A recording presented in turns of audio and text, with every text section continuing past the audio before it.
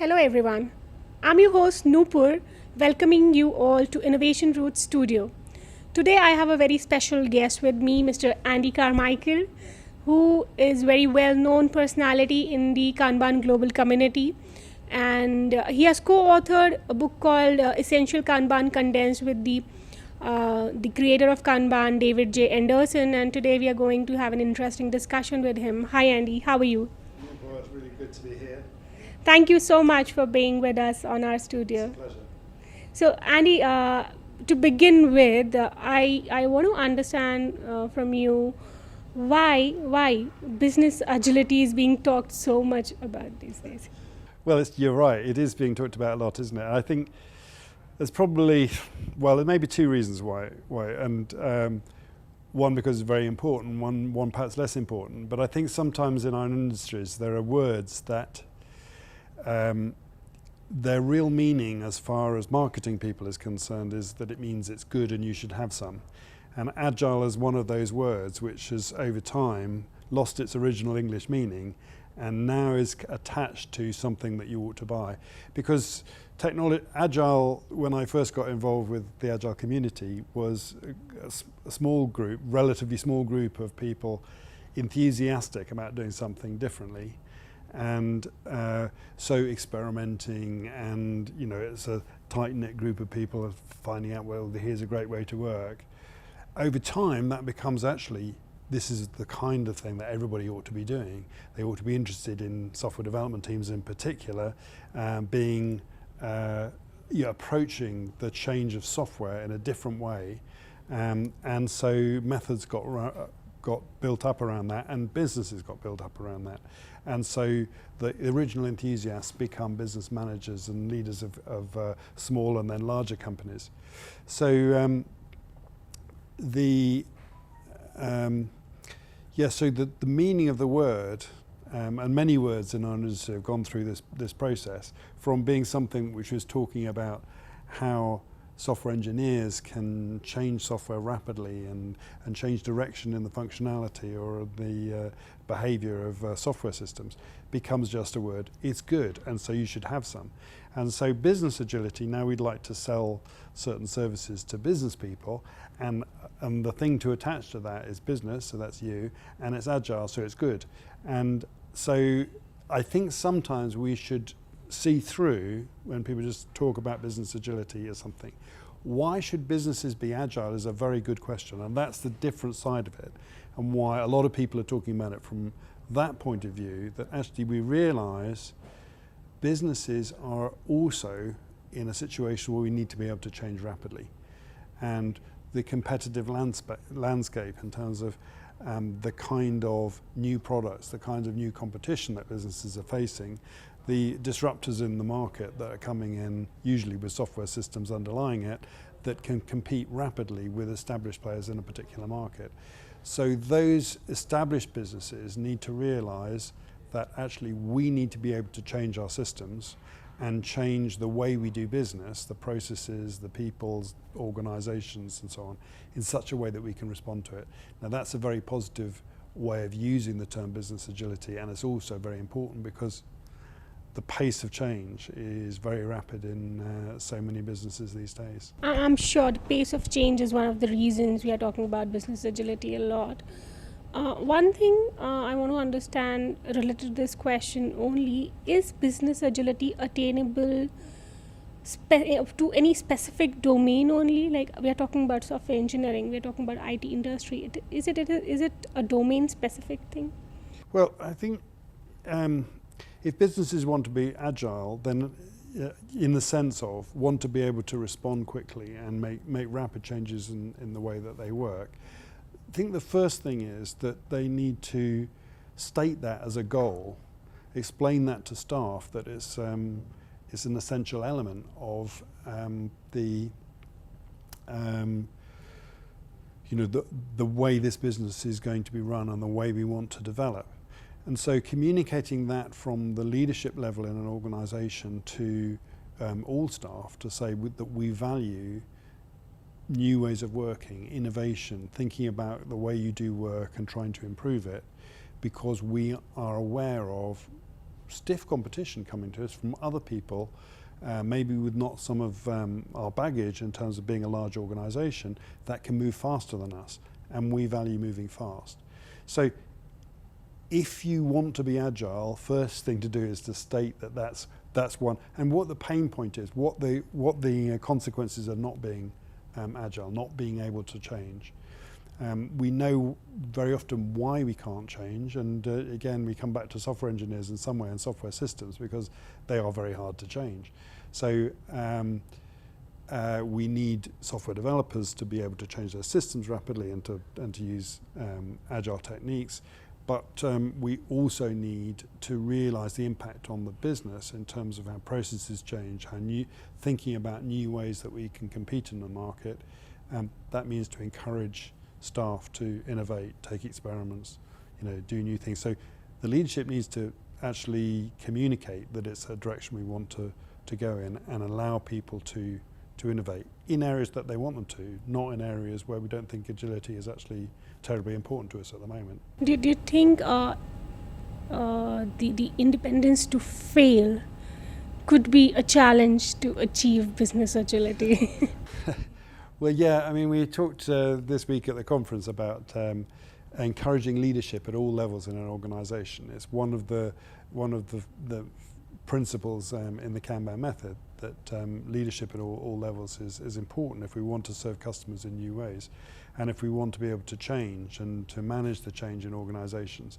Leadership's needed at all levels. So one of the consequences of that, so let's say we want to agree together that we want to change and evolve this business, but we also that we want to encourage leadership, which means don't punish people for taking experiments and those experiments not working. Make sure that the experiments that you do in terms of innovation are safe to fail experiments, and that way, so you're not asking people to change the way a large bank takes credit card payments or something, without the normal checks and balances that ensure that change is safe.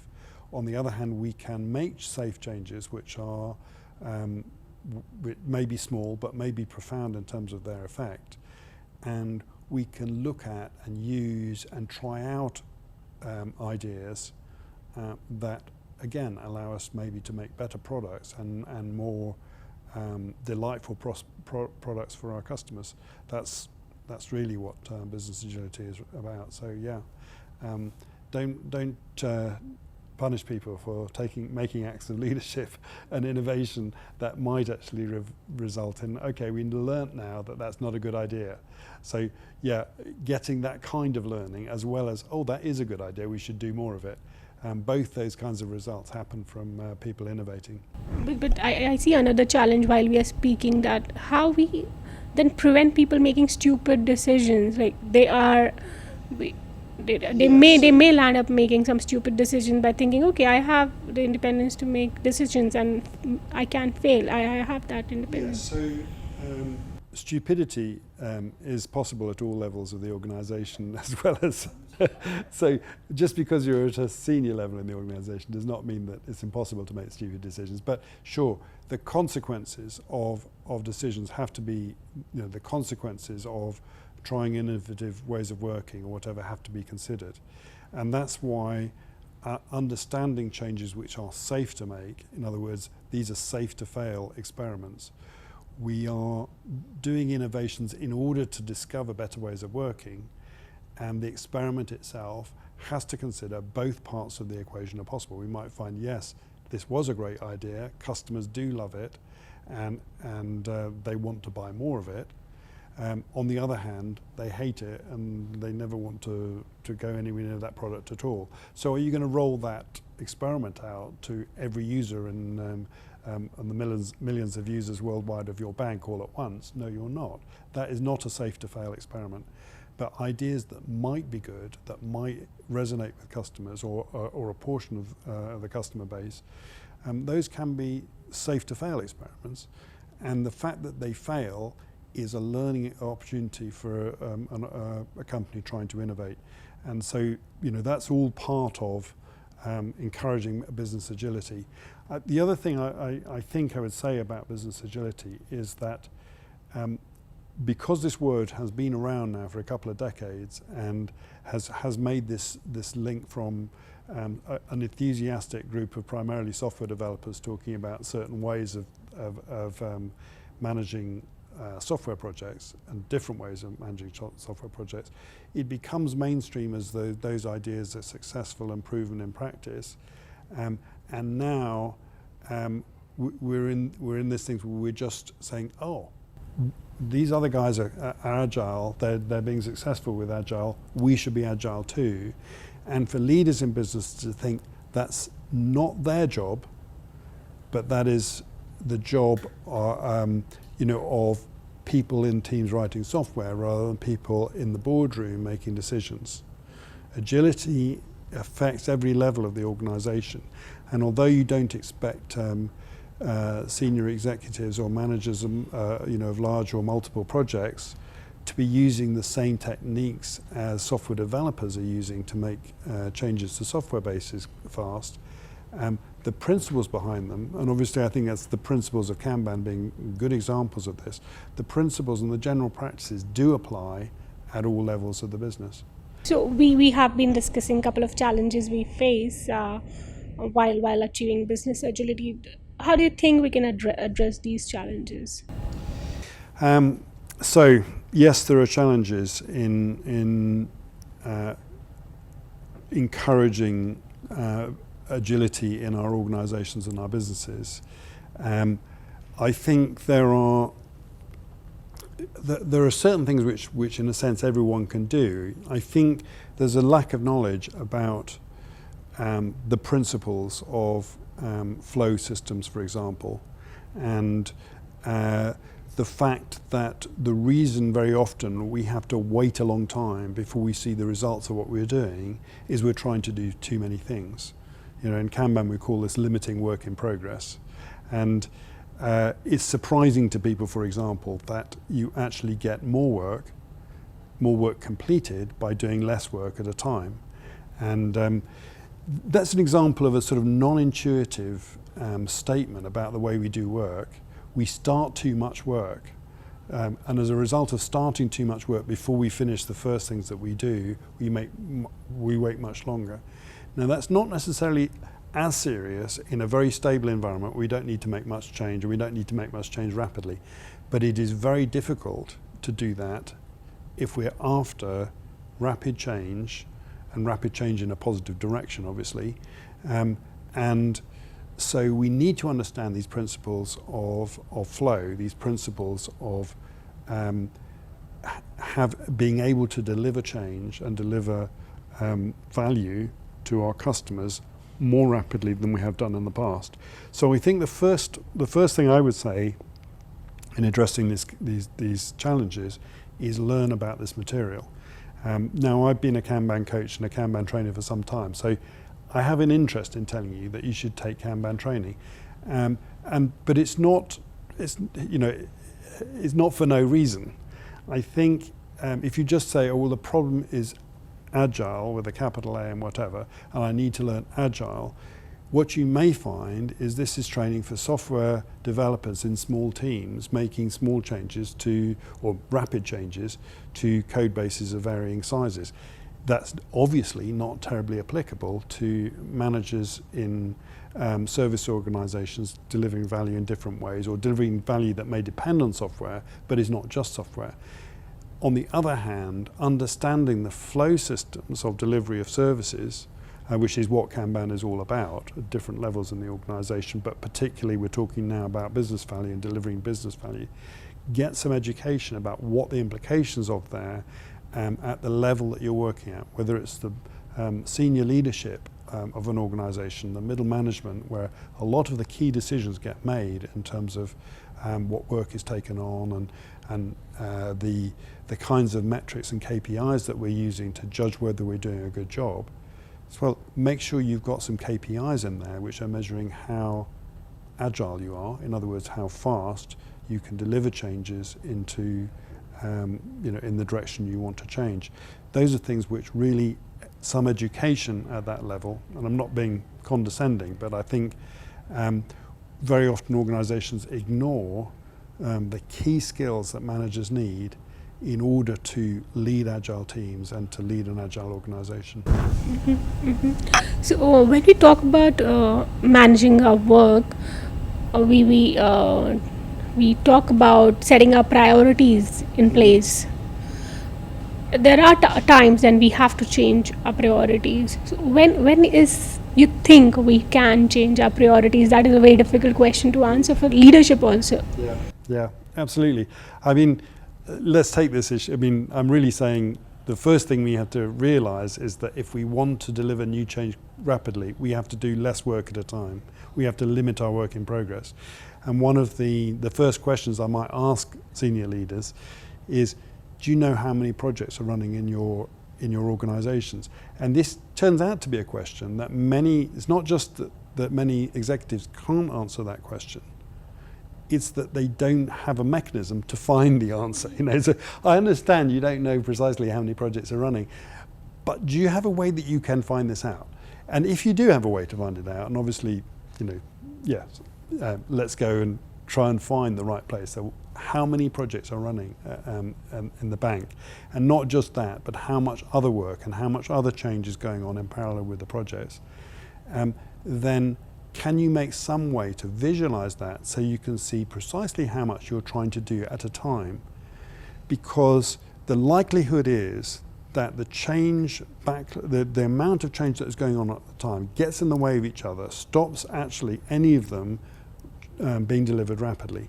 So the sort of secret sauce for agile coaches and Kanban coaches in particular is when you go into an organization is you're almost pretty certain to find that there's too much, the amount of work in progress is getting in the way and not just impacting lead time. We understand if you do too many things at the same time, they'll all have to wait slightly longer than if we all focused on this one and then this one and then this one.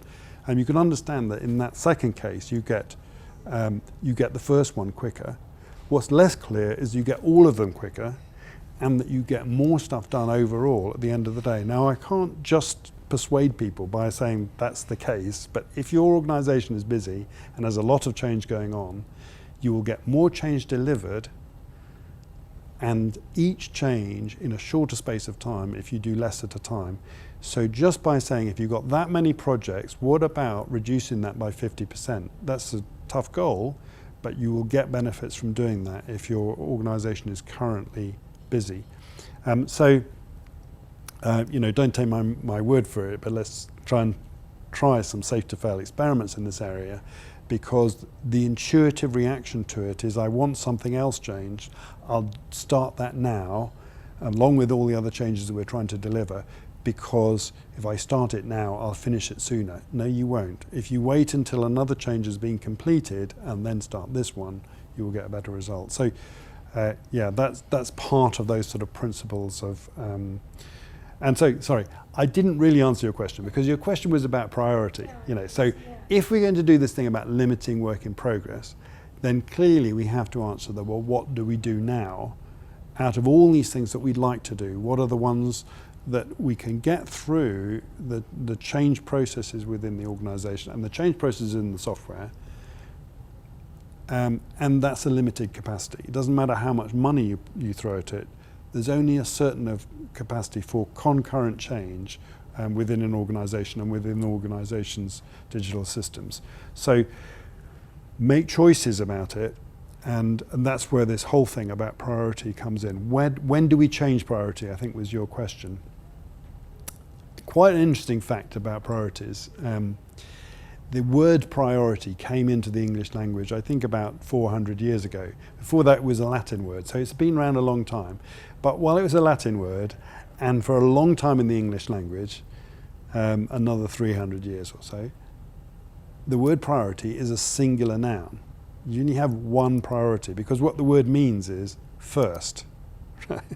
Okay, it's number one. So when you say what is the priority, what is number one?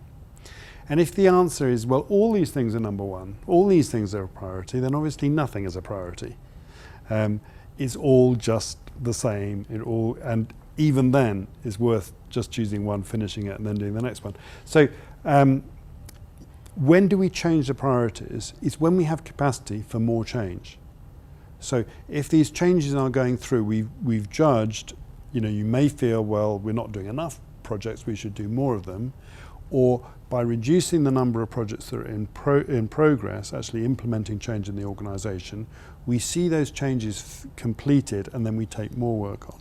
And that's the principle that's going on in Kanban.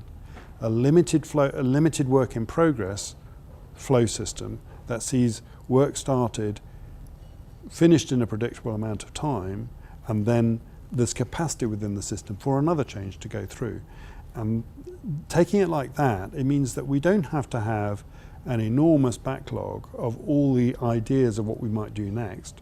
Sure, we need to have development of those ideas before they go through the change process, but we can choose, okay, now we've got capacity in the organisation to take on another change and work that through. So limit your work in progress, and then it's not so much I've got to put all these in order, but I can decide later in the day when there's capacity and capability within the organisation to implement the next one, and say, well, which one next?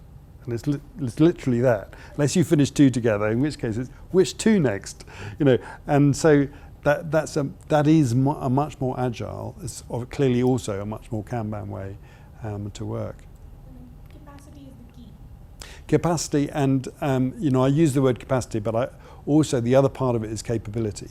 Sometimes we don't have the capability. We might have capacity in terms of staff available, but this kind of work is something that we don't know how to do, or we haven't done it yet, or the people that can do it are now busy.